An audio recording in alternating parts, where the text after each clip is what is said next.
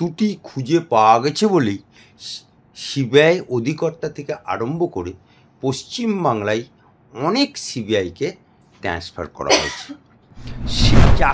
টাকার বিনিময়ে চাকরি পেল না, যারা এতদিন চাকরি করেছে দিয়ে বাতিল হলো, কোন তৃণমূলের নেতা সেই পাড়ায় ঢুকতে পারবে না, মেরে চামড়া খুলে দেবে। আমার লোকেরা দুর্নীতি করেছে, চোরেদের রক্ষা করার জন্য তুমি খরচা করেছো। এ টাকা জনগণের টাকা, এ টাকা মুসলমানের টাকা, এ টাকা হিন্দুর টাকা, এ টাকা বাংলার অধিবাসীদের টাকা, এ টাকা মমতা বাবুর খালার টাকা না, এ টাকা মমতা বাবুর বাপের টাকা না। মাত্র প্রতিষ্ঠা দিবসটাকে তৃণমূল হাইজ্যাক করে নিয়ে সেখানে হুল্লাল্লাহ হুল্লাল্লাহ হুল্লাল্লাহ গান করছে। সেটা ছাত্রদের প্রতিষ্ঠা দিবসে এইরকম ডিজে বাজিয়ে গান হয় বাপের জন্মে দেখিনি। তো বলেছি তোমার বিরুদ্ধে তো আমি মামলা করেছি, অ্যাডভোকেট আলী আব্দুল চাঁদ মামলা করেছে। কেন না তুমি বলেছিলে হাইকোর্ট তুলে দেবো, তোমার 70% আমরা, 30% ওরা, হুমায়ুন কবির, তার বিরুদ্ধে মামলা আমরা করেছি। স্যার একেবারে যেমনটা দেখতে পেলাম আলিপুর আদালতে একেবারে বিশেষ চার্জশিট জমা দেওয়া হলো এসএসসি গ্রুপ সি মামলায়। ভিডিও ফুটেজেরও উল্লেখ আছে সেই চার্জশিটে। কি বলবেন এত দিন পর এতে কি কোনো নতুন তথ্য উঠে আসবে? চার্জশিট কে জমা দিল? চার্জশিটটা জমা দিল সিবিআই দিল না কলকাতা পুলিশ দিল? কে দিল? সিবিআই চার্জশিট দিল। আপনারা খেয়াল করে দেখুন, অভয়া কাণ্ড থেকে আরম্ভ করে সমস্ত জায়গায় চার্জশিট, তাতে সিবিআই, আমি যে বলবো সিবিআই ধোয়া তুলসী পাতা, সেটা বলা যাবে না। অর্থাৎ আলুরও যেমন দোষ থাকে, সিবিআইয়েরও তেমন দোষ আছে। অর্থাৎ সেই সিবিআই দোষ ত্রুটি খুঁজে পাওয়া গেছে বলেই সিবিআই অধিকর্তা থেকে আরম্ভ করে পশ্চিমবাংলায় অনেক সিবিআইকে ট্রান্সফার করা হয়েছে। সেই জায়গাতে সিবিআই আলিপুরে আজকে যে চার্জশিটটা জমা দিল, সেই সিবিআই চার্জশিটে অনেকের নাম আছে, অনেক, এবং তৃণমূলের চুনোপুটি থেকে রুই কাতলার নাম আছে। এরপরে চার্জশিটের পরে এবারে সিবিআই আদালতের মাধ্যমে, আদালতের নির্দেশে কাকে কাকে ধরে সেটা ইন্তজার করুন। এটা সিবিআইয়ের একটা ট্রেলার হলো, পিকচার আবি বাকি হয়।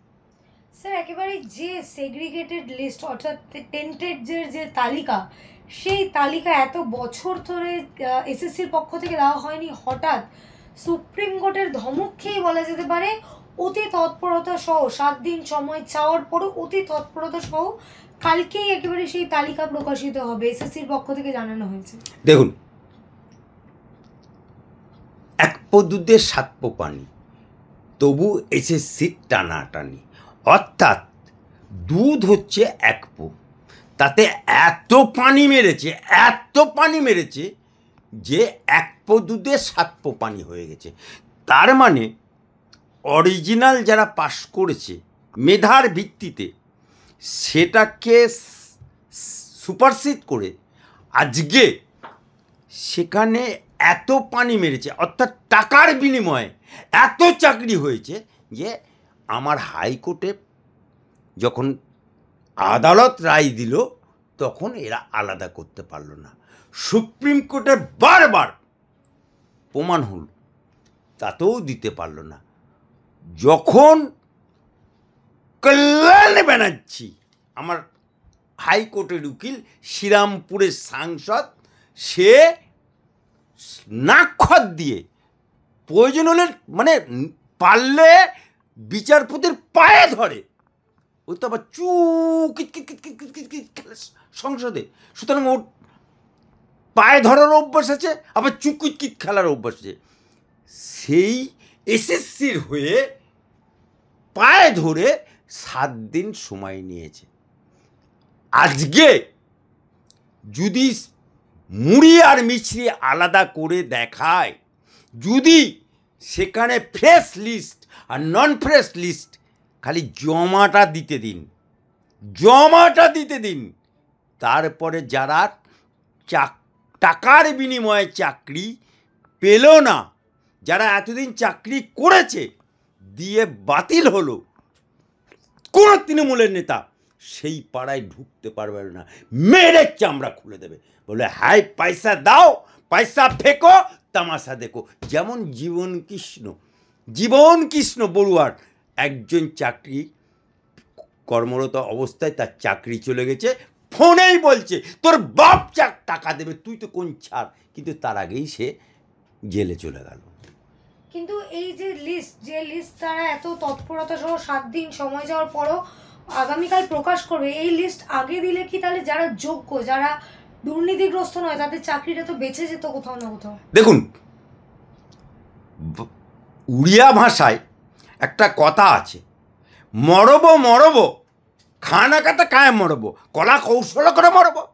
তা আমাদের এই মমতা বাবুর সরকার, আমাদের এই মমতা কালার সরকার, আমাদের এই মমতা আপার সরকার, মরিছি তো মরিছি, কলা কৌশল করে মরিছি, চাকরি তো খেয়েছি, টাকার বিনিময়ে চাকরি তো দিয়েছি, কিছু লোক জেল খেটেল। এই যে মারের ভয়ে, পাবলিকের মারের ভয়ে এতদিন করেনি, এবারে খালি জমাটা দিতে দিন না, তারপরে খেলা শুরু হবে। ওরা বলে না খেলা হবে, জমাটা দিতে দিন, খেলা কীরকম শুরু হয় দেখতে থাকবেন। মন্ত্রীরা নিজেদের প্রার্থীদের বাঁচাচ্ছে, একেবারে টেন্টেডদের জন্য হাইকোর্টে আসছে এসএসসি, প্রশ্ন তুলছেন সুপ্রিম কোর্টের বিচারপতি ঠিকই প্রশ্ন করেছে, জাস্টিফাই প্রশ্ন করেছে, লিগ্যালি প্রশ্ন করেছে। বারংবার শাসক দলের পক্ষ থেকে বলা হয়েছে বামপন্থী আইনজীবীরা চাকরি খেয়েছে। প্রমাণ করো, কেস করো। তুমি যেমন ফাটা বাঁশে তোমার কেসে মাথা আটকে গেছে, তোমরা কেস করোনি কেন? তুমি তো বলেছিলে বামফ্রন্টের বিরুদ্ধে তদন্ত কমিশন করব, অমুক কমিশন করব, তমুক কমিশন করবে। কটা কমিশন করেছো? একটা কমিশনও তো করনি। অর্থাৎ ক্ষমতায় আসার আগে বলেছিল, কিন্তু ক্ষমতায় আসার পরে একটাও কমিশন হয়নি। কিন্তু স্যার সেই জায়গায় দাঁড়িয়ে আমরা দেখতে পাচ্ছি সুপ্রিম কোর্টের কাজ মামলা করা, শুনানি করা, আমরা যেমনটা জানি, রায় দান, সমস্ত বিচার করা আমরা যেমনটা জেনে থাকি, সেই জায়গায় সুপ্রিম কোর্টের কাজ এখন হয়ে দাঁড়িয়েছে এই রাজ্যে নিয়োগে কোথায় দুর্নীতি হচ্ছে সেটা পর্যবেক্ষণ করা। দেখুন, আদালতে যখন মামলা ওঠে, আপনি যখন রান্না করবেন তখন রান্নার ক্ষেত্রে আপনাকে বাটনা বাজতে হয়, আপনাকে বটি দিয়ে কুটনো কাটতে হয়, আপনাকে হলুদ বাটতে হয়, আপনাকে তেল দিতে হয়, জিরে দিতে হয়, তারপরে খুন্তি দিয়ে নাড়তে হয়, সেটাকে গরম করতে হয়, মাছ ভাজতে হয়। ঠিক সেই রকমভাবে বিচার প্রক্রিয়া মাধ্যমে সেখানে টু দ্য পয়েন্ট বিভিন্নভাবে আসল দোষী, অর্থাৎ আমাদের আদালত, ভারতবর্ষের আইন আপনি দেখুন, কাসাব যে সংসদে ভবনে হত্যা করেছিল, সেই কাসাব বিদেশি, তারও বিচার করার সময় রাত 1টার সময় আমার হাইকোর্টে, দিল্লির সুপ্রিম কোর্ট খুলে রাত 1টার সময় খুলে তার হয়ে একজন উকিল দাঁড় করিয়ে বিচার হয়েছিল এবং সেখানে ফাঁসি। ইসি কা নাম গণতন্ত্র, ইসি কা নাম ভারতবর্ষ, ইসি কা নাম হিন্দুস্তান। তাই বিচারকরা, আদালত সবসময় সমস্ত ব্যাপারে খুঁটিনাটি বিচার করে প্রকৃত দোষী সাজা এবং নির্দোষ যাতে সাজা না পায় সেটাই আদালতের দেখার বিষয়। এই নিয়োগ যাতে দুর্নীতিগ্রস্ত না হয়, যাতে একদম স্বচ্ছভাবে হয়, সেই জন্য সুপ্রিম কোর্টকে পর্যন্ত হস্তক্ষেপ করতে হচ্ছে। সেই জায়গায় মুখ্যমন্ত্রী মমতা বন্দ্যোপাধ্যায় তিনি বলছেন যে এই শিক্ষা কাঠামোটা গড়তেই নাকি তার 69,000 কোটি টাকা খরচা হয়েছে। কার বাপের টাকা হয়েছে? মমতা ব্যানার্জির বাপের টাকা নাকি? না মমতা ব্যানার্জি খালে অপ্পার টাকা? না মমতা ব্যানার্জি কালীঘাটে টাকা চাপায়? নাকি মমতা ব্যানার্জি নবান্নে টাকা চাপায়?